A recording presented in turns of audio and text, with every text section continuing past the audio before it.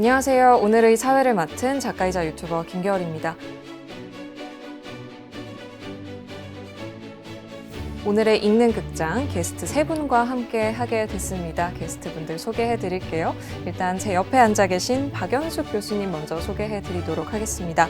저서 죽음이 던지는 질문에 어떻게 답해야 할까를 비롯해서 여러 권의 책을 쓰신 인문학 커뮤니케이터 박연숙 교수님 소개해 드릴게요. 안녕하세요. 반갑습니다. 글 쓰는 인문학 커뮤니케이터 박연숙입니다.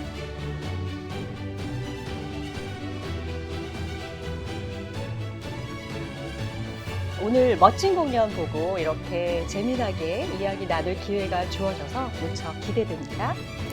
네, 다음으로는 황유진 작가님 소개해 드릴게요. 그림책 테라피스트이자 작가, 번역가로 활동하고 계신데요. 모셔보겠습니다. 네, 안녕하세요. 저는 작가이자 그림책 활동가로 일하고 있는 황유진입니다.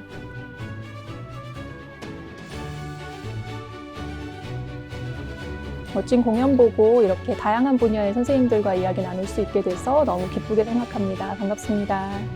네, 마지막으로 이호영 작가님 소개해 드릴게요. 설치미술가이자 평론가, 큐레이터로 활동 중이신데요. 모셔봤습니다. 네, 안녕하세요. 이호영입니다. 반갑습니다.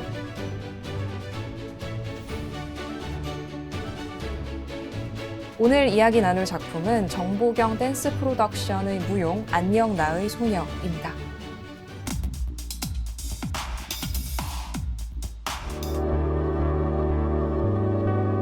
It's the last child.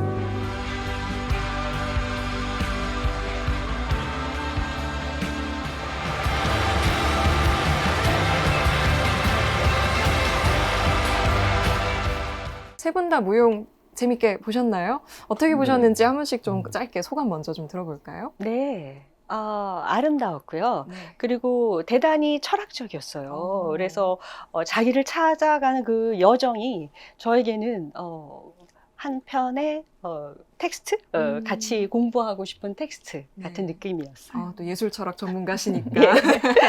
네, 작가님은 어떠셨어요? 네, 일단 뭐 소녀, 바다, 그림자 이런 상징들이 많이 등장을 해서 그걸 해석하는 게 굉장히 재미있는 그런 시간이었고요.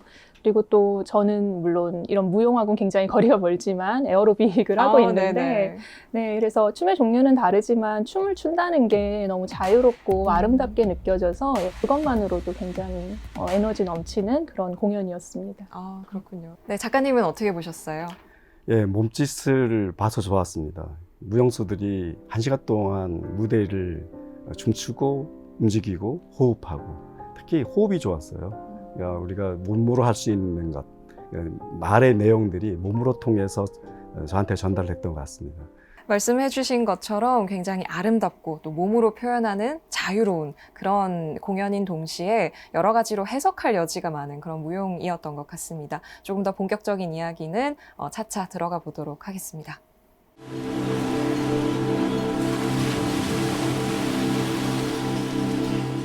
일단 무용수가 너무 힘들겠다.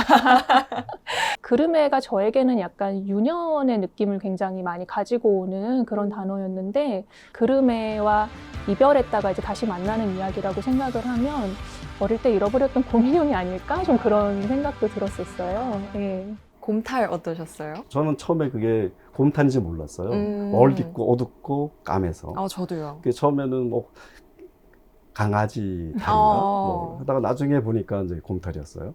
어쩌면 우리의 나의 아이덴티, 내가 존재하고 있는 한국 이런 거에 근원 실화, 설화까지 끌고 가는 게 아닌가. 우리 단군 신화까지 가는 게 아닐까 싶어 보였어요.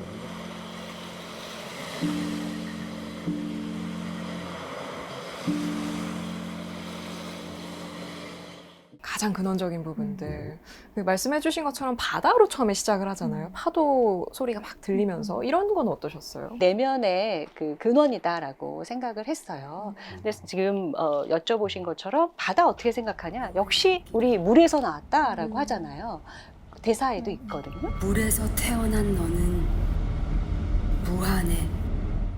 역시 바다도 곰과 굉장히 만날 수 있는 근원에 대한 상징으로 여기 중요한 메타포를 갖고 있는 것 같아요. 그러니까 그 소녀가 그 어머니이기도 하잖아요. 네. 근원의 어머니인 바다. 그리고 소녀는 또 저 같은 경우는 어머니를 상징하는 여성, 근원. 그거랑 또 매치업이 되어 있는 거 아닌가. 저는 맨 처음에 시작을 할 때 공연이 시작되기 전에 이제 영상이 나오잖아요. 네. 뭐 윤술이 비쳤다가 아주 약간 또 수면 밑으로 내려갔다가 이런 장면들이 보이는데 그게 마치 이제 인간의 의식과 무의식을 이렇게 약간 넘나드는 그런 느낌이었어요. 우리가 바다를 또 무의식의 세계라고 이야기하기도 하잖아요. 아, 그렇군요. 아마 비슷비슷하게 저도 바다에 대해서는 저는 좀 약간 내면이나 말씀하신 무의식이나 뭐 그런 인생의 흐름이나 이런 것들로 저도 비유적으로 이해를 했는데요. 그래서 아마 이제 보신 분들이 이게 뭔가 삶에 대한 어떤 은유고 그름에도 우리 삶의 어떤 것과 연관이 되어 있구나. 이 곰탈을 쓴 그름에 이런 생각을 하셨을 것 같아요. 그래서 이 그름에라는 존재에 대해서 조금 더 얘기를 해봤으면 좋겠는데 그러면 우리가 곰탈의 의미는 이야기를 해봤잖아요. 곰탈을 쓴 그름에는 도대체 뭘까요? 각각이 이제 그 정의를 내려보는 시간을 좀 가져봤는데 이호영 작가님 어떻게 생각하세요? 그림에는 실상 뭐 보기에는 우리가 실제 우리도 지금 여기도 그림에가 있잖아요. 그림자. 네. 지금 뭐 현대로 얘기하면 그림자인가요? 그쵸. 늘 있는데 있지만 보지도 않는 그런 부분에 떠들 수 없는 것. 그렇지만 실제는 아니잖아요. 그거랑 합일릴 수는 없지만 그거를 떠날 수 없는 애증의 관계지 않을까. 그러니까 같이 할 수 없지만 또 떠날 수도 없는 그 숙명이와 고리 같은 관계. 그게 어떤 그림의 관계지 않을까. 저도 조금 비슷하게 해석을 했는데 작가님은 조금 다르게 보신 것 같아요. 네, 저는 사실 그림자라고 하면은 되게 억압된 무의식 이런 것들을 우리가 많이 떠올리잖아요. 근데 아마 제가 요즘 이제 어린이성에 대해서 많이 생각을 하고 있어서 더더욱 그렇게 느낀 것 같은데 그 그르메를 회복하면서 그 중간에 굉장히 신나게 노는 장면이 있어요. 그리고 저는 이 무용을 보면서 되게 재밌었던 게 놀이의 요소들이 되게 좀 많이 들어와 있었거든요. 고무줄 놀이, 전 고무줄 같은데 뭐 이런 부분도 있었고 뜀틀 넘는 것 같은데 뭐 이런 요소들이 놀이의 요소들이 이렇게 들어온 걸 보면서 그르메라는 것은 정말 우리가 유년 시절에 정말 멈추지 않고 어떤 막힘 없이 끝없이 놀아볼 수 있는 그런 마음껏의 그런 마음이라고 생각을 했었는데요. 그래서 중간에 보면은 그 탈을 벗으면서 네. 더는 못하겠다라고 얘기를 하잖아요.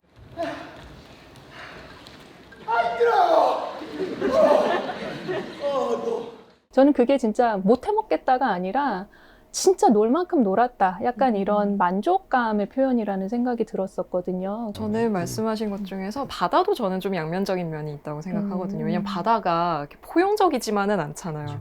배를 덮치기도 하고 막 그렇죠. 배를 무너뜨리기도 하고 뭐 그런 어떤 면이 있다는 측면에서 그름에도 그렇고 뭐 바다도 그렇고 굉장히 다층적인 부분을 표현했다고 네. 생각을 했는데요. 그름에 대해서 어떻게 생각하셨어요? 두 분 작가님 말씀도 상당히 설득력이 있습니다. 이 작품에서 그르메를.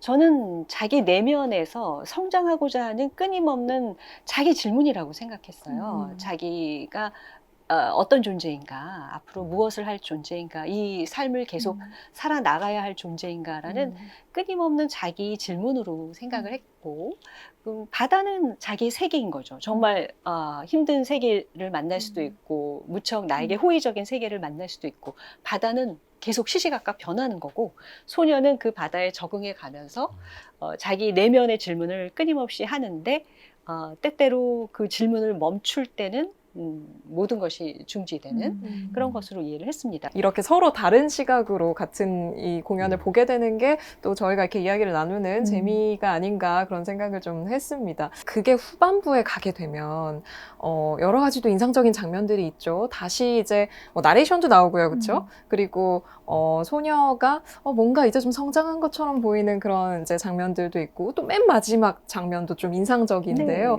네. 그거의 후반부는 어떻게 보셨어요? 소녀하고 그르메가 손을 붙잡진 않지만 서 있죠. 그리고 걷습니다. 걸음에 따라서 그림자의 크기가 달라지죠. 초반에는 그르메가 굉장히 크고 소녀가 적지만 이제 소녀가 앞으로 나가면서 소녀가 커지고 그르메가 작아집니다. 그리고 마지막 장면에서 포인트는 손 잡고 있다는 거예요. 맞아요. 그게 그림자는 그림자는 그죠? 손을 잡고 손 잡고 걸어가고 예. 있는데 실제 무용수들은 손을 안 잡고 있는 거죠. 네. 그죠? 또 마지막 장면에서는 그르메가 아주 다정하게 소녀를 바라보지 않습니까? 손 잡고 우리 그림자로만 볼 수 있는 거죠. 사실 배우들은 손을 잡고 있지 않은데.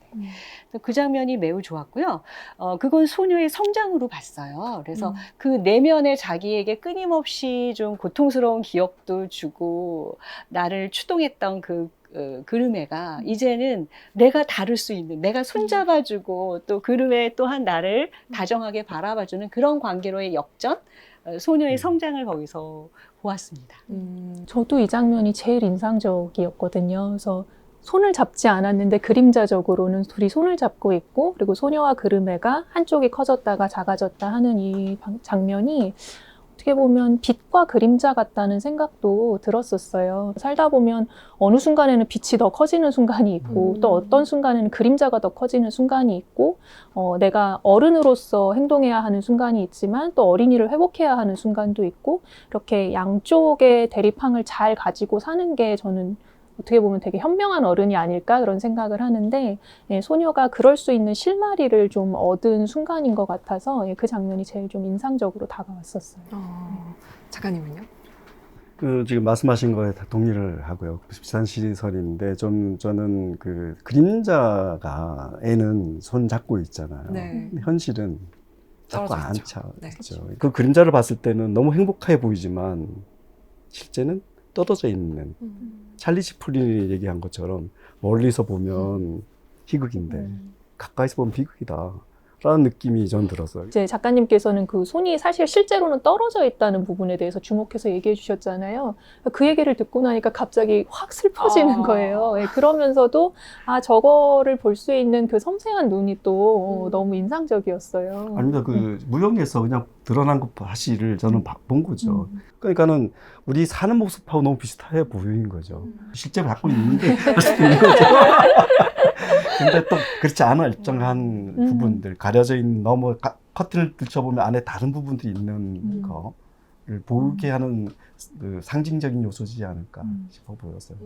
같이 보는 게 진짜 좋은 것 네. 같아요. 저는 직접 이렇게 얘기하니까 네, 좋잖아요. 맞아요. 저도 이제 그림책 모임도 진행하고 책 모임도 하고 하는데 확실히 내가 생각했던 것과 전혀 다른 포인트에서 무언가를 같이 이야기를 할 수 있으니까, 그러니까, 게다가 전혀 다른 분야에 계시니까 더 흥미진진한 것 같아요. 너무 재밌네요.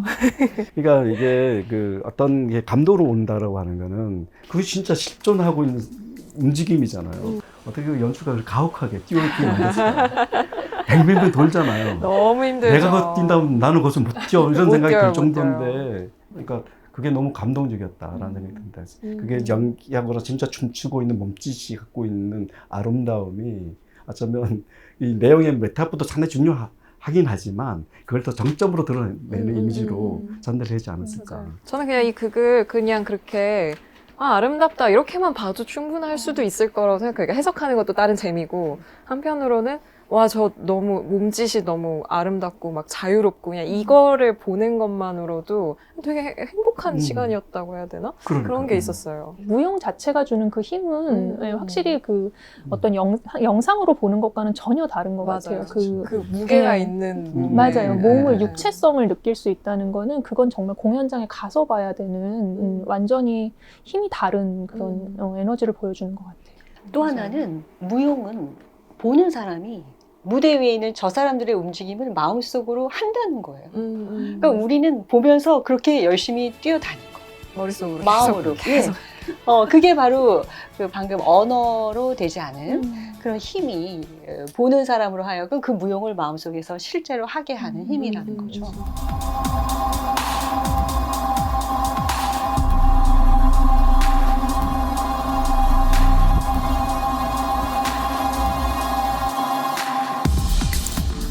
이 공연의 제목, 이 무용의 제목은 안녕 나의 소녀입니다. 제목을 왜 이렇게 지었을까요? 어떻게 생각하세요, 교수님?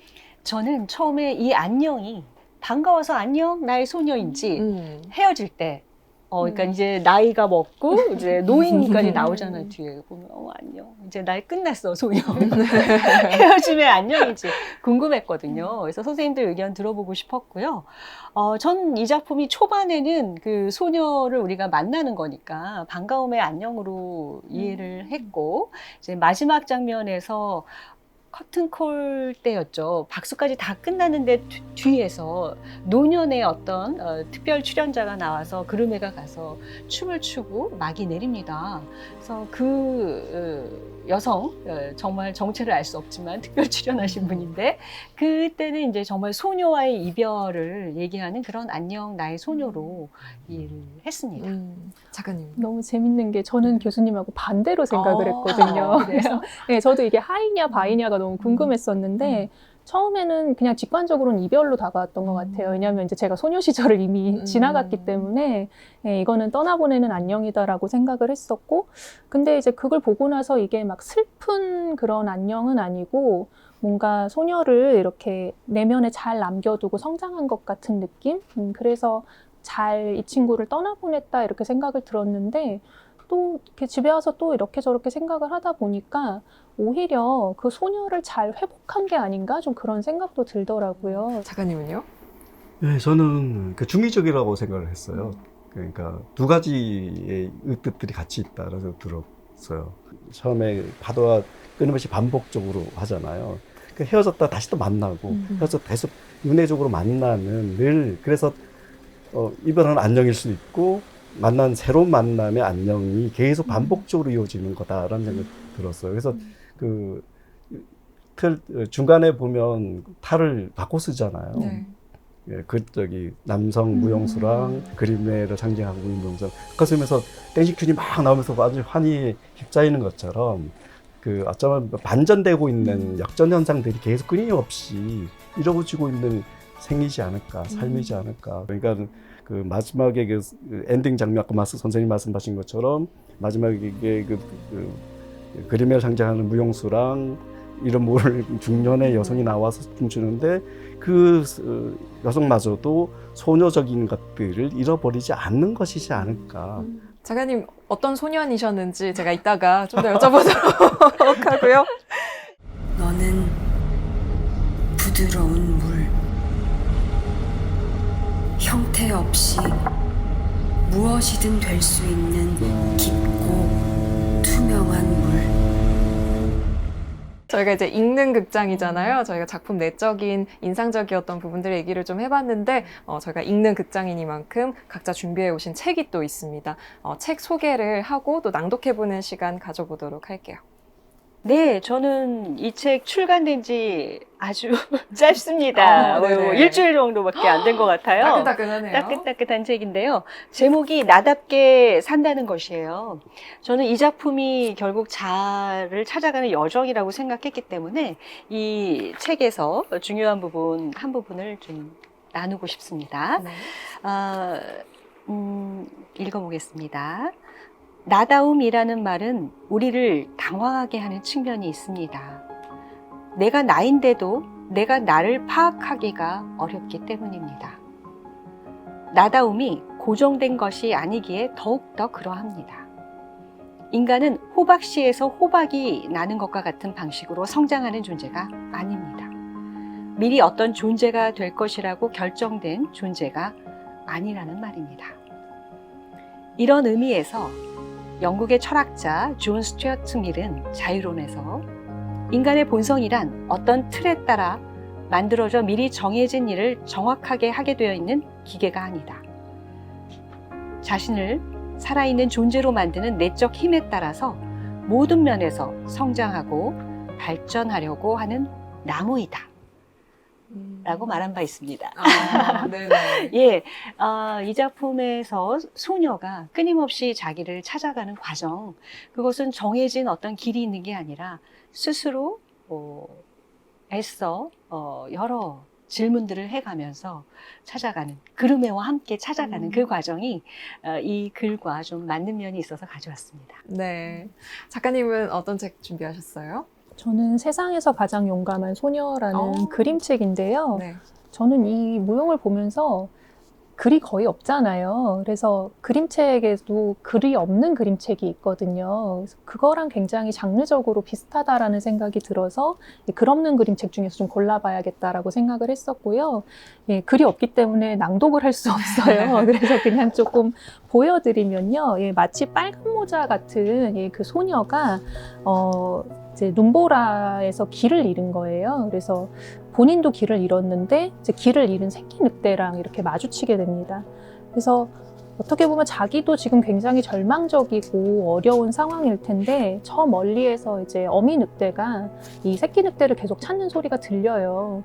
그러면 생각해보면 눈보라 속에서 내가 혼자 늑대 무리 속으로 들어가야 되는 상황인 거잖아요. 이 아이를 찾아주려면. 그래서 굉장히 두려웠을 텐데도 이 소녀는 굴하지 않고 이 새끼 늑대를 데리고 가서 마침내 이렇게 어미 늑대와 만나게 돼요. 그래서 이 얼마나 두려웠을까 싶은데 좀 두려움의 그런 감정들이 아이고. 느껴지거든요. 근데 이 소녀도 너무 지친 나머지 이제 돌아가던 길에 쓰러지고 말아요. 그런데 이 늑대들이 정말 주변을 둘러싸고 계속 하울링을 해줘서 결국 어른들이 이 소녀를 찾아오거든요. 그래서 마지막에는 굉장히 처음엔 따뜻한 집안에서 시작했다가 마지막에도 따뜻한 집안으로 끝나는 그런 이야기인데요. 일단 소녀가 등장한다는 점에서 좀 맞부딪히는 부분이 있었고, 그리고 저는 이 안녕 나의 소녀라는 이 무용에서 그 용기라는 키워드를 또 생각을 했거든요. 자기 자신을 찾아가는 그런 내면으로의 여행을 떠나는 것도 분명히 용기가 필요한 작업이고, 결은 굉장히 다르지만 이 소녀도 자기보다 약한 존재를 도와주기 위해서 굉장히 큰 용기를 낸 소녀라서 좀 이런 용감한 소녀들의 이야기가 많아졌으면 좋겠다라는 생각이 들어서 이 이야기를 가지고 와봤습니다. 네. 작가님은 어떤 책 준비하셨나요? 그 무용이 그 말 없이 몸짓으로 이루어지는 거잖아요. 네. 그래서 지금 무용을 보고 이성복 시인의 입이 없는 것들에 나오는 시집을 선택했습니다. 지금 우리는 이제 입으로 말을 하는데, 무용은 이 입을 닫고 몸짓으로 모든 걸 보여줬잖아요. 그것처럼 이 시집도 얘기하고자 하는 것은 몸으로 얘기하는 언어다라고 보여지고요. 봤던 내용들을 제가 읽어보겠습니다. 슬퍼할 수 없는 것. 지금 바라보는 먼 산에 눈이 쌓여 있다는 것. 지금 바라보는 먼 산에 가지 못하리라는 것. 굳이 못 갈 것도 없지만 끝내 못 가리라는 것. 나 없이 눈은 녹고 나 없이 봄은 오리라는 것. 슬퍼할 수 없는 것. 슬퍼할 수조차 없는 것. 그 아까 안녕 나의 소녀 제목에서 안녕이 하이인지 바이인지 우리 얘기했잖아요. 하이가 성숙이라고 생각하십니까? 바이가 성숙이라고 생각하십니까? 어떻게 생각하세요? 하이 같아요. 하이가. 예. 정말 제가 나이가 꽤 많습니다. 근데 제 안에 소녀를 막 반기면서 사실 저 어제 음악 틀고 춤췄어요. 너무 좋다. 그런 평소에 네. 그러지 못하는데 그러니까 이렇게 즐거움, 선생님이 말씀하신 유희성을 다시 찾는 거잖아요. 그땐 전 정말 기꺼이 반갑게 네. 연구실에서 혼자 음악을 들고 너무 반가웠어요. 그래서 저는 나의 성숙을 하이라고. 약간 그 내면에 춤추는 별을 지니고 계시군요. 니체적인. 네. 사실 저도 교수님 말씀에 동의하고, 저도 아침에 춤을 추고. 이거 다 춤추시는 아니, 저도 이제 그름에랑 화해하지 못하고 잘 살지 못하던 그런 시기가 있다가 이제 최근에는 운동도 하고, 운동을 에어로빅을 하거든요. 그리고 명상도 하고 하면서 이제 그런 부분들을 좀 많이 화해를 하게 됐는데, 그래서 그때 저는 오히려 세상이라는 게 생각보다 재밌네? 이렇게 마음껏 뭘 해봐도 되는구나 이런 생각을 오히려 소녀 때 못했던 것을 지금 더 재미있게 하고 있는 것 같아요. 그래서 그런 유희와 즐거움들을 회복하는 것, 그게 어떻게 보면 소녀와 만나는 것이라고 생각해서 사람에 따라서는 좀 다를 수도 있을 것 같아요. 누군가는 바이, 정말 어떤 아주 뭐랄까 우리가 유치하다고도 할 수 있는 그런 소녀와 헤어지는 것이 성숙이라고 생각할 수도 있는데, 저는 오히려 그때 마음껏 누리지 못했던 소녀를 지금 회복하는 게 저에게는 더 성숙에 가까운 것 같아요. 작가님은 어떠세요? 저는 아까 전에도 말씀드린 것처럼 그게 두 개가 동시에 있다라는 생각을 합니다. 그러니까 뭐 지금 산다는 것도 늘 오늘이라고 하는 것은 새로움과 어제 이별이 있는 게 지금이잖아요. 내일은 이제 화요일 만나야 되는 게 오늘이기도 하고, 그래서 그게 분리돼서 어느 걸 하나 선택하라 하면 할 수가 없어 보여요. 그래서 어쩌면 지금 소년기를 벗어날 때는 순한다는 것은 우리가 꽃을 바라볼 때 예쁜 것만 바라본다 그러면 소녀일 때이잖아요. 근데 어른이 된다는 것은 꽃이 피어나게 되는 그 과정을 아는 거잖아요. 바람 불을 견디며 솟아나서 피어나는 게 꽃이야를 아는 거잖아요. 바람 속에 있었던 거 알고 뿌리는 땅 지하를 받고 그 걸음을 끌어올리는 것, 거기에는 죽음도 있는 거잖아요. 걸음이 된다는 건 다른 것들이 죽어서 이 꽃을 피게 된 동인을 아는 것들이잖아요. 좀 어른이 됐다는 것은 그런 걸 아는 것이지 않을까 싶어 보이거든요. 그렇게 생각하면 안녕 나의 소녀는 결국은 균형을 잡아가는 것 같아요. 그러니까 누군가가 저도 이제 약간 불균형적인 측면들이 분명히 있었으니까 굉장히 좀 우울하고 어떤 염세적인 시각을 더 많이 가진 인간이었다면 삶에 있어서 굉장히 긍정적이고 유희적인 측면들이 있다는 것을 이제 채워나가는, 알아가는, 그래서 결국 균형을 맞춰가는 것이 좋은 어른이 되어가는 과정이라고 생각하고, 또 반대로 삶은 항상 긍정적이야, 항상 재미있어 라고 생각했던 사람들이 또 삶에 이런 이면이 있구나라는 걸 알아가는 게 또 어른이 되는 과정이라고 본다면 결국은 균형을 잘 잡는 것이, 그래서 하이바이가 둘 다 같이 있다고 말씀하시는 것 같아요. 맞아요. 교수님 저서 중에도 청소년기의 어떤 물음들을 좀 철학적으로 해석해보는 그런 시도도 해보셨잖아요. 네. 그런 이제 소년 시절에 우리가 가지고 있는 물음들, 또 이 의문들을 좀 어떻게 바라보고 이렇게 나아가 볼 수 있을까요? 그 물음들은 무척 중요할 거고요. 그 물음이 때로는 좌절을 가져올 수도 있고 자만을 가져올 수도 있지만 그 물음을 끊임없이 되물을 수 있는 힘이 있으면 좋은 것 같아요. 그러니까 묻지 않는 게 가장 나쁜 거고요. 그리고 그 물음에 대해서 답을 빨리 찾으려 하는 것도 별로 바람직하지 않은 것 같아요.